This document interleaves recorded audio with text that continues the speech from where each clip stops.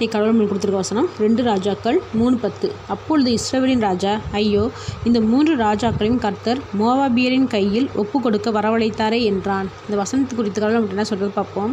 இங்கே ஆகாப் ராஜா இறந்து போனதுக்கப்புறம் இவருடைய பையன் யோராம் இஸ்ரவேலின் மேல் ராஜாவாக ஆகிறான்.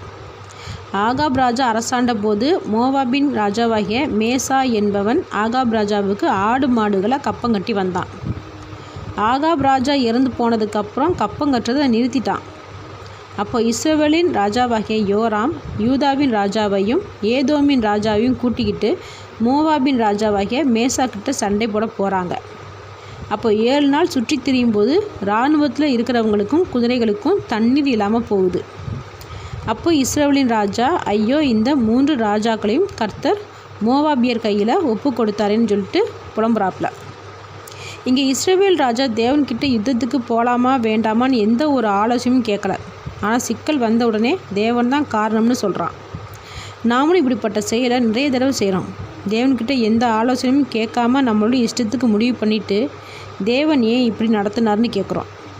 தேவன் எதுக்கு இப்படிப்பட்ட கெட்டதை எங்களோட வாழ்க்கையில் அனுமதிச்சாருன்னு கேட்குறோம். தேவனை இப்படி கேட்குறதுல எந்த நியாயமும் இல்லை. நாம் தேவனுக்கு முன்னாடி தாழ்மைப்பட்டு ஆலோசனை கேட்டு செய்யும்போது அது சரியாக தான் இருக்கும். ஆமேன்.